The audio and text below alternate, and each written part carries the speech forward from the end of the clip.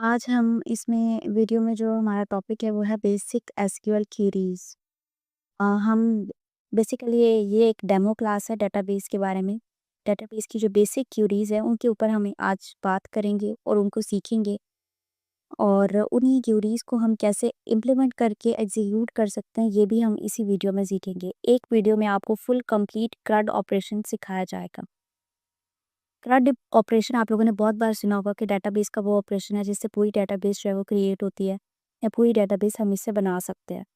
तो कोई छोटे लेवल का प्रोजेक्ट हो, बिगनर लेवल का हो या फिर कोई हाई लेवल का प्रोजेक्ट हो, डेटाबेस अगर उस प्रोजेक्ट में क्रिएट होती है तो इस ऑपरेशन के बगैर तो वो क्रिएट हो नहीं सकती।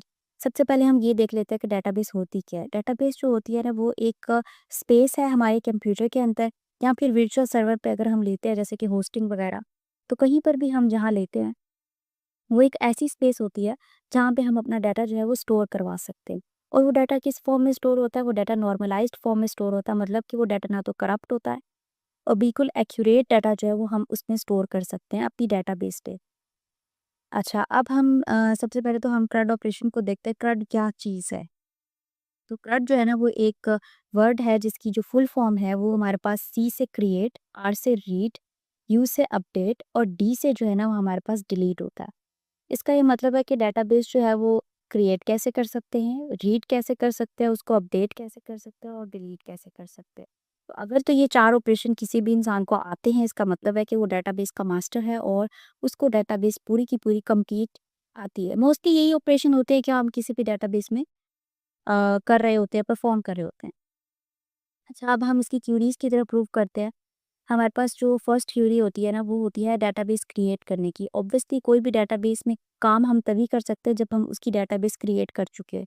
तो क्रिएट करने की हमारे पास सबसे पहले स्क्रीन पे एक लिखा हुआ है क्रिएट, एक कीवर्ड है क्रिएट, डेटाबेस और डेटाबेस का नेम। हम डेटाबेस क्रिएट तभी कर सकते हैं जब हम ये 3 वर्ड की क्यूरी जो है वो एग्जीक्यूट करें। डेटाबेस के नेम में आप कुछ भी लिख सकते हैं, डेटाबेस का नेम कुछ भी हो सकता है। उसके बाद क्रिएट टेबल। अब क्रिएट कीवर्ड यूज़ करेंगे, उसके बाद टेबल और टेबल का नेम, उसके बाद कॉलम्स यूज़ करेंगे उसके और उसकी डाटा टाइप राइट करेंगे। कॉलम नेम कुछ भी हो सकते हैं, जैसे किसी टेबल का फॉर एग्जांपल अगर हम कोई टेबल लेते हैं स्टूडेंट का, तो स्टूडेंट का क्या कॉलम नंबर 1 होगा, उसकी आईडी होगी, स्टूडेंट आईडी होगी, स्टूडेंट का नेम होगा और स्टूडेंट की एज होगी, उसकी डेट ऑफ बर्थ हो सकती है और उनकी डाटा टाइप जो है वो हम उनके सामने राइट करेंगे। उसके बाद ब्रैकेट क्लोज करेंगे और सेमीकोलन राइट करेंगे। थर्ड पे हमारे पास है इंसर्ट डाटा, ठीक है। इंसर्ट इनटू, ये 2 कीवर्ड हैं जो हम यूज़ करते हैं। इंसर्ट इनटू टेबल का नेम और कॉलम के नेम। कॉलम के नेम में वही चीज़ें हम राइट करेंगे जो हम क्रिएट करते वक़्त कॉलम के नेम हमने क्रिएट किए थे, जैसे कि आईडी हो गई, इसकी नेम हो गया, स्टूडेंट की एज होगी, कुछ भी। और वैल्यूज़ में हम उनको वैल्यूज़ असाइन कर देंगे, ठीक है। अपडेट में यहाँ पे हम वैल्यूज़ का कीवर्ड यूज़ करेंगे और उसके बाद वैल्यू 1, जैसे अगर कॉलम 1 में हमारे पास स्टूडेंट का नेम, तो हम यहाँ पे उस स्टूडेंट का नेम राइट करेंगे, ठीक है? जैसे कि आसिफ, कामरान, या कुछ भी जो भी हम राइट करना चाहते हैं। और सेकंड, अगर हमारे कॉलम में हमने एज का एट्रीब्यूट दिया हुआ है तो यहाँ हम उस इंसान की एज राइट करेंगे, जैसे 45, 43, 32 कुछ भी। और थर्ड फोर्थ हमारे पास जो क्वेरी है वो है अपडेट डाटा की। अपडेट कैसे कर सकते हैं किसी टेबल में किसी डाटा को? तो अपडेट का कीवर्ड यूज़ करेंगे, टेबल का नेम यूज़ करेंगे, सेट का कीवर्ड यूज़ करेंगे, उसके बाद कॉलम, जिस भी कॉलम का डाटा अपडेट करना चाहते हैं। अगर मैं किसी स्टूडेंट का नेम अपडेट करना चाहती हूँ तो मैं नेम कॉलम का जो भी नेम होगा एट्रीब्यूट का नेम लिखूंगी, इज इक्वल टू जो नाम मैं उसे असाइन करना चाहती हूँ। अगर मैं कामरान को आसिफ करना चाहती हूँ तो मैं यहाँ आसिफ लिखूंगी और उसके सामने एक कंडीशन लगा दूंगी वेयर, जहाँ पे कोई चीज़ कंडीशन, ये हम जब चीज़ें जो है वो परफॉर्म करेंगे तो वो ज़्यादा बेटर तरीके से आप लोग को समझ आएंगी। इससे पहले कि हम वीडियो को कंप्लीट तरीके से शुरू करें और हम इम्प्लीमेंटेशन स्टार्ट करें, मैं आप लोगों से कहूँगी कि प्लीज़ वीडियो को लाइक करें और कोई भी क्वेश्चन है आप लोगों का वो आप लोग मुझसे कमेंट में पूछ सकते हैं। जो भी चीज़ आप लोगों को समझ ना आए वो आप लोग मुझसे कमेंट में डिस्कस कर सकते हैं।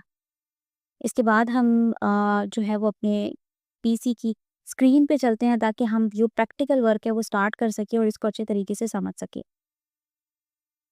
अच्छा, अब हम अपनी पीसी की जो टॉप स्क्रीन है उस पर आ चुके हैं और यहाँ से हम स्टार्ट करते हैं फर्दर कि स्टेप बाय स्टेप हमें किस तरीके से डेटाबेस क्रिएट करनी है। ये क्या प्रोसीजर होता है किसी भी प्रोजेक्ट में डेटाबेस बनाने को। फिलहाल ये क्लास सिर्फ और सिर्फ डेटाबेस के डेमो की क्लास है, मतलब यहाँ हम सिर्फ डेटाबेस को डिस्कस करने वाले हैं। हम ये डिस्कस हरगिज़ नहीं करेंगे कि प्रोजेक्ट में हम डेटाबेस कैसे इंक्लूड करते हैं और कनेक्ट कैसे करते हैं और किस तरीके से। वो फर्दर फिर हम आगे नेक्स्ट क्लास में मूव करेंगे। अभी यहाँ पे हम सिर्फ डेटाबेस को समझने वाले और ये देखने वाले हैं कि डेटाबेस की क्यूरीज क्या होती है, क्योंकि ये मोस्ट इंपॉर्टेंट है और ये आप लोगों से पूछी जानी है और लाजमन तौर पर पूछी जानी है। ये हो ही नहीं सकता कि आप लोगों से ये ना पूछी जाए। और सबसे पहले हम अपना क्रोम ब्राउज़र ओपन करेंगे और यहाँ हम लिखेंगे ज़ैम। ज़ैम डाउनलोड पे आप क्लिक करें। उसके बाद आपके पास कुछ इस तरीके का जो है ना वो इंटरफेस शो हो जाएगा और ये एक लिंक है आपके सामने आ जाएगा। इस पे क्लिक करें। कुछ इस तरीके का इंटरफेस आपके सामने आएगा। इन तीनों में से आप कोई भी डाउनलोड कर सकते हैं। जो भी आपके पीसी को, आपके लैपटॉप को सूट करे, आप उसे डाउनलोड करिए। डाउनलोड करके आप उसको अपने पीसी में इंस्टॉल कर ली। क्योंकि ये ऑलरेडी मेरे पीसी में इंस्टॉल है तो मैं इसको डाउनलोड नहीं कर रही हूँ। और इसके बाद हम ऐसा करते हैं, ये पीसी ऑलरेडी इंस्टॉल है तो मैं लिखूँगी ज़ैम और इस पे क्लिक करूँगी। अच्छा, ज़ैम है क्या? बेसिकली ज़ैम एक ऐसा सर्वर है जहाँ पे हमारी डेटाबेस की जो है स्पेस है ना वो हमें एलोकेट की जाती है, ठीक है? हमारा पीसी इतना तो बड़ा नहीं होता कि हम इसमें डेटाबेस क्रिएट करें, तो एक ज़ैम एक सर्वर होता है जो हमें अलाउ करता है कि हम यहाँ पे जाके अपनी क्वेरीज़ राइट करें और अपनी डेटाबेस को क्रिएट करें। जैसे कि होस्टिंग होती है, तो ये एक लोकल सर्वर है जो हमें अपने कंप्यूटर के अंदर ही डेटाबेस को क्रिएट करने का जो मौका देता है, ठीक है? इसके अलावा कुछ डिफरेंट प्लेटफ़ॉर्म होते हैं, जैसे कि होस्टिंग होती है, डोमेन होती है, तो आप अपनी जो वेबसाइट है ना, वो किसी बड़े सर्वर पे भी होस्ट करवा सकते हो। तो इसका मतलब ये होता है कि आपकी वेबसाइट जो है ना, वो उस सर्वर पे उसकी जो डेटाबेस है, वो वहाँ पर स्टोर है। तो आपको खुद से डेटाबेस मैनेज नहीं करनी पड़ती। लेकिन यहाँ पे हम खुद डेटाबेस मैनेज कर रहे हैं, खुद क्रिएट कर रहे हैं, इसलिए हम लोकल सर्वर को यूज़ कर रहे हैं। अच्छा, यहाँ आप इसमें अपैचे को सबसे पहले स्टार्ट कर लेंगे और माइस्क्ल को। इनको स्टार्ट करने के बाद ही हम जो है ना वो डेटाबेस क्रिएट कर सकते हैं। अगर हमने ये स्टार्ट नहीं किया तो हम डेटाबेस जो है वो क्रिएट नहीं कर पाएंगे। उसके बाद यहाँ आपने आके लिखने हैं local host sorry slash php माई एड। ठीक है, ये वो वर्ड है जो क्या कहते हैं आपको आपकी जैम में ले जाएगा, ठीक है? देखिए, इस पे क्लिक करने के बाद मैं एग्जाम की इंटरफेस में आ गई। अब ये इंटरफेस मेरे सामने शो हो रहा है और ये इसको कहते हैं ज़ैम। अब यहाँ से ये डेटाबेस है, अगर मैं इसके ऊपर क्लिक करती हूँ तो ये देखिए डिफरेंट डेटाबेस जो मैंने क्रिएट की हुई है ना वो यहाँ पे नज़र आ रही है। ठीक है, ये मैंने ऑलरेडी क्रिएट की हुई है कुछ डेटाबेसेस। तो उसकी वजह से अगर मैं यहाँ पे न्यू डेटाबेस क्रिएट करा चाहती तो मैं यहाँ डेटाबेस का नेम राइट करूँगी, यहाँ पे कुछ भी जैसे स्टूडेंट या कुछ भी समथिंग, और यहाँ से क्रिएट का बटन दबाऊंगी तो वो डेटाबेस जो है क्रिएट हो जाएगी। तो ये इसका बहुत ईजी वे है डेटाबेस क्रिएट करने का, लेकिन हम इस वे को यूज़ नहीं करेंगे क्योंकि हमसे क्यूरीज पूछी जानी है और हमें क्यूरीज की अंडरस्टैंडिंग जो है वो होनी चाहिए। इसलिए हम क्यूरीज के ज़रिए ही डेटाबेस को बनाएंगे। तो पहले जैसे हमने पीछे डिस्कस कि हम डेटाबेस क्रिएट कैसे करते हैं, क्योंकि कैसी डेटाबेस को क्रिएट करेंगे तभी हम उसमें वर्क कर सकेंगे। तो सबसे पहले डेटाबेस को क्रिएट करने की पूरी राइट करते हैं CREAT क्रिएट। उसके बाद हम लिखेंगे डेटाबेस और डेटाबेस का नेम, वो कुछ भी हो सकता है। आप स्टूडेंट की डेटाबेस बना रहे हैं तो स्टूडेंट लिखें, और ज़रूरी यह है कि आप डेटाबेस को अपने सिस्टम से रिलेट करके उसका नेम रखें ताकि आपको चीज़ें रिमेंबर करने में मुश्किल ना हो। तो मैं यहाँ पे एक शॉप की डेटाबेस बना रही हूँ फिलहाल, एक प्रैक्टिस के लिए, क्योंकि ये एक डेमो क्लास है तो हम जस्ट इसमें प्रैक्टिस कर रहे हैं। इनमें कोई सिस्टम को एज वर्क के लिए चूज़ नहीं किया, लेकिन इनसे प्रैक्टिस के लिए करें। उसके बाद आपने सेमीकोलन लगा देना है और यहाँ पे लिखा हुआ है गो। अच्छा, मैं ये क्वेरी राइट करने के लिए एसक्यूएल की पोर्शन लाइन इस पे आपने क्लिक करना है। आपके सामने ये इस तरह का एक व्हाइट बोर्ड सा आ जाएगा। इस पे आपने क्वेरी राइट करनी है, उसके बाद आपने गो पे क्लिक करना है और देखिए जब अगर आपके सामने एक ग्रीन टिक आ गया इसका मतलब है आपकी क्वेरी जो है वो एग्जीक्यूट हो गई है। और यहाँ साइड में देखिए मेरे पास एक शॉप नाम की जो डेटाबेस है वो क्रिएट हो गई है। अच्छा, अब मुझे इस शॉप नाम की डेटाबेस पे क्लिक करना है और इसके सामने देखिए मेरे पास ड्रैग एंड ड्रॉप का सिस्टम बड़ी चीज़ आ गई है कि मैं टेबल का नेम राइट करूँ, उसके कॉलम बताऊँ और क्रिएट कर लूँ। तो ये तो ईज़ी वे है ड्रैग ड्रॉप का, लेकिन हम इसको यूज़ नहीं करें। मैंने यहाँ पे शॉप पे क्लिक क्यों किया, क्योंकि मेरे यहाँ पे 2-3 और डेटाबेसेस जो है वो क्रिएट की ही हैं मैंने, जैसे कॉन्सेप्ट फर्नीचर जो कि मेरा लास्ट ईयर प्रोजेक्ट था। ई-कॉमर्स की एक मैं वेबसाइट बना रही हूँ तो वो यहाँ पे और भी डिफरेंट किस्म की मैंने वेबसाइट्स डेटाबेस क्रिएट की है। अब अगर मैं शॉप पे क्लिक नहीं करती तो फिर इसको पता नहीं चलेगा किसने किस डेटाबेस में जाकर टेबल क्रिएट करना है। तो इसलिए मुझे उस डेटाबेस को चूज़ करना ज़्यादा इंपॉर्टेंट है। सबसे पहले हम उसे चूज़ करेंगे।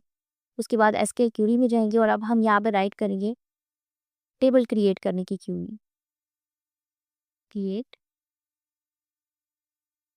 टेबल। 2 कीवर्ड यूज़ किए मैंने इसमें, क्रिएट का और टेबल का, और उसके बाद मैं टेबल का नाम लिखूंगी। अगर शॉप का मेरा मैं डेटाबेस बनाया तो मैं उसमें किसी प्रोडक्ट का टेबल बनाना चाहती हूँ भी, प्रोडक्ट का नाम लिखा, इसके बाद ब्रैकेट लगा के की, ठीक है। मैंने यहाँ पे 3 चीज़ें की है, एक तो क्रिएट का कीवर्ड यूज़ किया टेबल का, उसके बाद प्रोडक्ट मतलब कि एक मैंने टेबल का नेम चूज़ किया है कि मेरे टेबल का नेम प्रोडक्ट होना चाहिए। उसके बाद इस टेबल में क्या-क्या एट्रीब्यूट होंगे, जैसे कि हम पीछे से ईआर डायग्राम रीड करके आए हैं, तो ईआर डायग्राम में हम अपने टेबल के नेम भी डिफाइन कर देते हैं और उनके एट्रीब्यूट्स भी। तो अगर आपके प्रोजेक्ट की ईआर डायग्राम आपके पास मौजूद है तो आप वहीं से अपने एट्रीब्यूट्स को उठाएँ और इसमें इनपुट कर लें। सबसे पहला एट्रीब्यूट तो आईडी होता है, आप सिर्फ आईडी भी लिख सकते हैं या प्रोडक्ट आईडी लिख देते हैं हम इसको, प्रोडक्ट आईडी। ये मैंने अपने एट्रीब्यूट का नेम राइट किया है, इसके बाद मैंने इसकी डाटा टाइप राइट करनी है। अब मैंने इसकी डाटा टाइप राइट की इंट, ठीक है, और इंट के बाद मैं इसमें लिखूंगी, अच्छा इस पे मैं एक चेक लगा रही हूँ जिसको कहते हैं ऑटो इंक्रीमेंट, ठीक है। अब ये चेक क्या करता है कि चेक जो है ना वो खुद ब खुद ही इंक्रीमेंट करता जाएगा आईडी को, मुझे बार बार आईडी जो है वो ऐड नहीं करनी पड़ेगी। उसके बाद मैं इसमें एक और लगाती हूँ प्राइमरी की। हमें पता है कि किसी भी टेबल की जो कि आईडी होती है वो प्राइमरी की ही होनी चाहिए, ताकि बाद में हम उसे फर्दर किसी और टेबल में यूज़ कर सकें क्योंकि वो यूनिक होती है। अच्छा यहाँ आपने कॉमा लगाना है, मैंने अभी सिर्फ इसका एक ही एट्रीब्यूट जो है वो इंक्लूड किया है, इसे कॉलम भी कहते हैं। अब दूसरा एट्रीब्यूट किसी प्रोडक्ट का, एक तो प्रोडक्ट आईडी होगी, उसका नेम होगा, तो नेम राइट करते हैं और स्पेस देकर हम इसमें एक डाटा टाइप चूज़ कर लेते हैं, जो मैं चूज़ कर रही हूँ varchar। अच्छा varchar एक ऐसी डाटा टाइप है जिसमें 255 कैरेक्टर्स होते हैं और ये डाटा टाइप मतलब इसका मतलब ये है कि वेरिएबल कैरेक्टर, ठीक है, और ये स्ट्रिंग में हर तरह का वेरिएबल जो है वो स्टोर कर सकता है। जैसे कि एक इंट होता है, इंट में हम सिर्फ नंबर स्टोर कर सकते हैं, लेकिन varchar एक ऐसी डाटा टाइप है जिसमें हम हर तरह का नंबर जो है ना वो स्टोर कर सकते हैं। अब इसके टोटल कैरेक्टर होते हैं 255, लेकिन मैं यहाँ पे कुछ नंबर दे रही हूँ जैसे 30। किसी भी नेम को अगर मुझे स्पेस असाइन करनी है तो नेम ज़्यादा से ज़्यादा 30 कैरेक्टर से ज़्यादा नहीं हो सकता, या 40 कैरेक्टर होगा। चले 40 कर देते हैं इसको, लेकिन मुझे नहीं लगता कि इससे ज़्यादा कोई नेम होगा। अब मैंने ये इसको स्पेस क्यों एलोकेट की है? स्पेस इसलिए एलोकेट की है क्योंकि अगर मैं इसे स्पेस नहीं एलोकेट करती तो जितने भी varchar के टोटल कैरेक्टर होंगे वो सारे के सारे डाटाबेस में स्टोर हो जाएगी, ठीक है। अब नेम तो आएगा 2 से 3 कैरेक्टर में या 10 कैरेक्टर में, तो बाकी की जो स्पेस होगी वो डाटाबेस में इंक्लूड होगी और जिसकी वजह से डाटाबेस जो है वो लोड हो जाएगी। तो इस वजह से हम इसको इसकी वैल्यू असाइन कर देते हैं। उसके बाद कोमा लगाएंगे, फिर हम स्पेस देंगे, उसके बाद मैं एक और एट्रीब्यूट इसका असाइन करती हूँ, प्राइस, ठीक है। इसको भी मैं varchar की ही डाटा टाइप दे रही हूँ, इसकी भी हम वैल्यू असाइन कर देते हैं। प्राइस को मैक्सिमम 20 असाइन कर देते हैं, वैसे ये बहुत ज़्यादा है लेकिन चलिए इतनी असाइन कर देते हैं। अच्छा उसके बाद में यहाँ पर देखिए ये थी स्टार्टिंग, यहाँ से हम वो थी स्टार्टिंग क्या कहते हैं ब्रैकेट, और ये है varchar की वैल्यू की ब्रैकेट, तो इसके मुझे यहाँ पे एक क्लोजिंग ब्रैकेट भी लगानी पड़ेगी और उसके बाद मुझे सेमीकोलन लगाना पड़ेगा। जब हमारी वैल्यूज़ एंड हो जाती है तो एंड में हम सेमीकोलन यूज़ करते हैं। हमने इस पे गो पे क्लिक किया, हमारी क्यूरी एग्जीक्यूट हुई। अगर यहाँ पे रेड कलर की आपको लाइन शो हो तो इसका मतलब आपकी क्यूरी में एरर है, अगर ग्रीन कलर का टिक आ जाए तो इसका मतलब आपकी क्यूरी एग्जीक्यूट हो चुकी है। अब ये देखिए जो मैंने एक प्रोडक्ट नाम का टेबल क्रिएट किया था वो टेबल क्रिएट हो चुका है। इस पे क्लिक करके इसे देखते हैं। देखिए मैंने 3 चीज़ें क्रिएट की थी, 3 एट्रीब्यूट इसमें रखे थे, एक तो प्रोडक्ट की आईडी, उसका नेम और उसकी प्राइस। वो तीनों एट्रीब्यूट यहाँ पे आ चुके हैं। अच्छा अब इसके अलावा हम एक और चीज़ देखते हैं कि यहाँ तो हमने ये देखा कि प्रोडक्ट का टेबल हमें कैसे क्रिएट करना है। अब हम ये देखेंगे कि इसमें हमें डाटा कैसे इंसर्ट करना है। उसके लिए क्यूरी होती है इंसर्ट इनटू, मैंने यहाँ पे फिर से कुछ कीवर्ड्स यूज़ किए हैं, इंसर्ट इनटू और उस टेबल का नेम जिसमें मैंने डाटा इंसर्ट करना। उसके बाद ब्रैकेट लगाएं और उसमें उसके एट्रीब्यूट्स के नेम लिखते। हमारे टेबल में 3 एट्रीब्यूट्स थे, प्रोडक्ट आईडी, नेम और प्राइस। अब मैं प्रोडक्ट आईडी यहाँ पे इसलिए नहीं राइट कर रही क्योंकि प्रोडक्ट आईडी जो है उसमें मैंने एक चेक लगाया था ऑटो इंक्रीमेंट का। इसका मतलब है कि वो खुद ब खुद ही इंक्रीमेंट होती रहेगी, उसमें मैं चेक लगा चुकी हूँ तो मुझे वो राइट करने की ज़रूरत नहीं है, इसलिए मैं नेम लिखूँगी, कॉमा लगाकर स्पेस दूँगी और उसके बाद मैं दूसरा एट्रीब्यूट लिखूँगी जिसे कहते हैं प्राइस, और उसके बाद मैं ब्रैकेट क्लोज कर दूँगी। अब यहाँ पे मेरा काम ख़त्म नहीं हुआ, इसलिए मैं यहाँ पे सेमीकोलन नहीं लगा रही, और इसके बाद मैं यहाँ पे ब्रैकेट एंटर करके वैल्यूज़ देती हूँ। वैल्यूज़ का कीवर्ड यूज़ किया, ब्रैकेट लगाई। अब मैंने आपको कहा था जैसे पहले कि हम जहाँ नेम है वहाँ पे हम नेम राइट करेंगे, ठीक है। अब यहाँ पे हमारा नेम है तो प्रोडक्ट का कुछ भी नेम हो सकता है, जैसे वुडन चेयर। अच्छा, एक और चीज़ यहाँ बता दूँ कि varchar की जो भी वैल्यूज़ होती हैं उनको हम अ, ये जो इन्वर्टेड कॉमास होते हैं इसमें राइट करते हैं। यहाँ कॉमा लगाएँ। नेम को मैंने डाटा टाइप असाइन की थी varchar, तो इसका मतलब है कि जो भी ना नेम लिखूँगी वो मैं इन्वर्टेड कॉमास में लिखूँगी। प्राइस को भी मैंने इन्वर्टेड कॉमास में ही लिखना है, क्योंकि इसको भी मैंने varchar असाइन किया था। तो जहाँ भी आपने varchar असाइन किया है, वहाँ आपने जो लिखना है ना उसकी वैल्यू असाइन करनी है जब, तो वो आपने इन्वर्टेड कॉमास में करनी है, वरना आपको एरर आ जाएगा। यहाँ मैं लगाती हूँ सेमीकोलन, क्योंकि मैंने बस 2 ही वैल्यू असाइन करनी थी फिलहाल, तो मैंने ये असाइन किया। अब इस थ्योरी को रन करके देखते हैं कि क्या हमारी पूरी रन होती है या नहीं। क्योंकि एग्जीक्यूट हो गई है, हम जाके अपने टेबल में देखते हैं। ये देखिए, जो वैल्यू मैंने वहाँ पे इंक्लूड की थी, मतलब इंसर्ट किया है, वो इसमें आ चुकी है। मैंने 1 इंसर्ट नहीं किया था, लेकिन वो ऑटो इंक्रीमेंट की वजह से खुद ब खुद आ गया विदिन चेयर, और इसकी प्राइस जो है वो उसके सामने शो हो रही है। अच्छा, ये तो थी कि हम एक प्रोडक्ट इंसर्ट कर सकते हैं। अगर हम multiple product at a time करें तो कैसे करेंगे? क्योंकि अगर हम एक-एक करने बैठेंगे तो हमारा कितना टाइम वेस्ट होगा। एक-एक तो बहुत ज़्यादा वेस्ट है। तो हमने हर चीज़ वैसे ही लिखनी है जैसे पहले लिखी थी, इंसर्ट इनटू टेबल का नेम, प्रोडक्ट, और उसके बाद ब्रैकेट, और ब्रैकेट में हमने एट्रीब्यूट्स लिखने हैं जो हमने पहले लिखी थी, और उसके बाद ब्रैकेट क्लोज कर देनी है, एंटर करना है, वैल्यूज़ देनी है। वैल्यूज़ जैसे मैंने पहले दी थी, अब हम यहाँ कुछ और वैल्यू देते हैं। इन्वर्टेड कॉमास नहीं देनी है लाज़मी तौर पे। सोफ़ा रख लेते हैं एक प्रोडक्ट का नेम, कॉमा लगा के इसकी प्राइस राइट करते हैं। ये मैं रैंडम प्राइस दे रही हूँ कुछ भी, और उसके बाद ब्रैकेट क्लोज कर देते हैं। अच्छा, अब वहाँ पे हमारी वैल्यूज़ एंड हो गई थी, तो इसके हमने क्या कहा था, हमने वहाँ पे सेमीकोलन लगाया था, लेकिन यहाँ पे हम कॉमा लगाएंगे, ठीक है। एंटर करेंगे और दोबारा से यही प्रोसेस रिपीट करेंगे। ब्रैकेट लेंगे, इसमें इन्वर्टेड कॉमास, और अब हम एक और प्रोडक्ट ऐड करने वाले हैं, जैसे कि बेड, ठीक है। इन्वर्टेड कॉमास में राइट करें, कॉमा लगाएं, उसके बाद इसकी प्राइस राइट करें इन्वर्टेड कॉमास में। मतलब कि जो प्रोसेस हमने ऊपर किया है वही प्रोसेस हम नीचे कर रहे हैं। और ये पैकेज क्लोज हो गई। यहाँ पे अगर मैं अब एक और प्रोडक्ट ऐड करना चाहती हूँ तो फिर मैं एंटर लगाऊंगी, और उसमें भी मैं एक और प्रोडक्ट ऐड करूंगी, जैसे ड्रेसिंग ऐड कर देते हैं, ड्रेसिंग टेबल होता है जो, और कॉमा लगा के इसकी भी इन्वर्टेड कॉमास में प्राइस डाल देते हैं।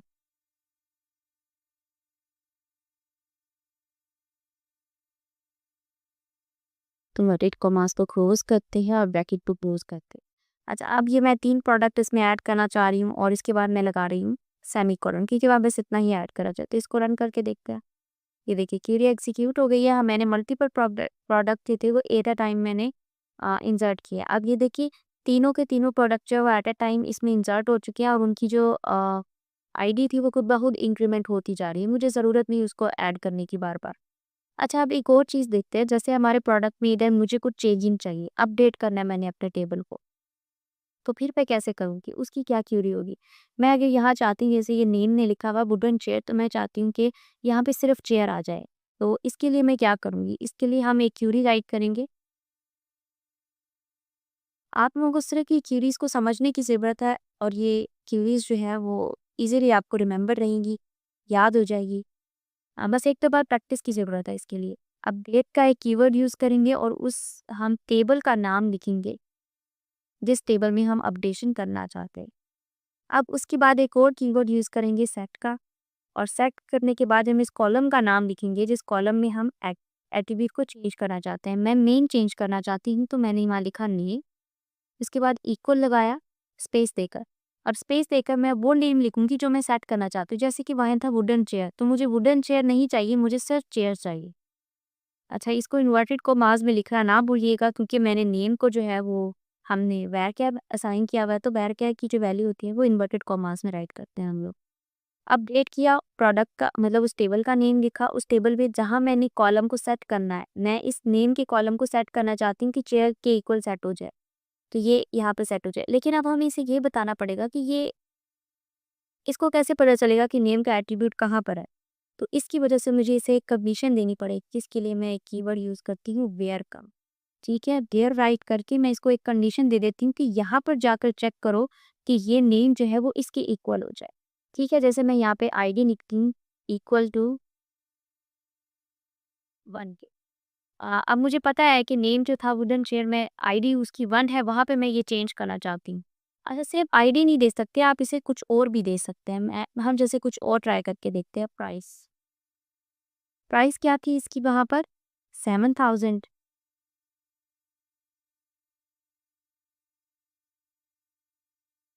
इन्वर्टेड कॉमास में लिखिएगा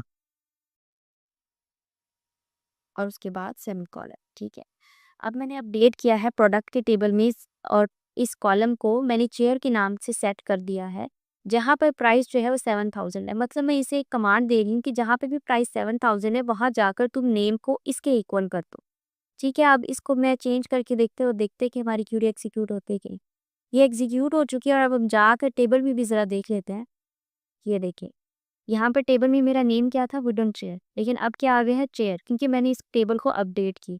तो ये थी अपडेट की क्यूरी, सिर्फ एक सिंगल लाइन की क्यूरी थी। अच्छा, अब हम अपडेट की क्यूरी भी सीख चुके हैं, क्रिएट करने की क्यूरी भी सीख चुके हैं और इंसर्ट करने की भी क्यूरी सीख चुके हैं। यहाँ पर मैं एक और चीज़ दिखा रही हूँ, ये इसकी डिफ़ॉल्ट क्यूरी है जो इसके ऊपर लिखी हुई आ रही है। इसको इक्वल करती हूँ 1 के और सेमीकोलन लगा देती हूँ। अच्छा, अभी सिलेक्ट का मतलब है कि सिलेक्ट करो, स्टैटिक का मतलब है कि सारा रिकॉर्ड सिलेक्ट करो। ठीक है, अगर मैं किसी एक कॉलम को सिलेक्ट करना चाहती है, एक कॉलम का डाटा देखना चाहती हूँ, तो मैं कोई एक कॉलम भी सिलेक्ट कर सकती हूँ। लेकिन मैंने यहाँ पे इसे कहा है कि आप सिलेक्ट करो सारी रिकॉर्ड को फॉर्म। कहाँ से सिलेक्ट करना है? प्रोडक्ट के टेबल से सिलेक्ट करना है, जहाँ पर कंडीशन मैंने उसे लगा के दे दी है कि आईडी इज इक्वल टू 1 है। अब देखिएगा, ये मुझे सिर्फ आईडी 1 का रिकॉर्ड शो करवाएगा। तो इसी कहते हैं रीड की पूरी। जब हम डेटाबेस से टेबल को रीड करना चाहते हैं, डाटा को रीड करना चाहते हैं, तो हम इस तरीके से कंडीशन लगा के डाटा रीड कर सकते हैं। और इसमें एरर आ रहा है मेरे ख्याल में, मैंने यहाँ पे स्पेस नहीं दी। इसमें स्पेस दे के देखते हैं। आईडी इज इक्वल टू 1 के।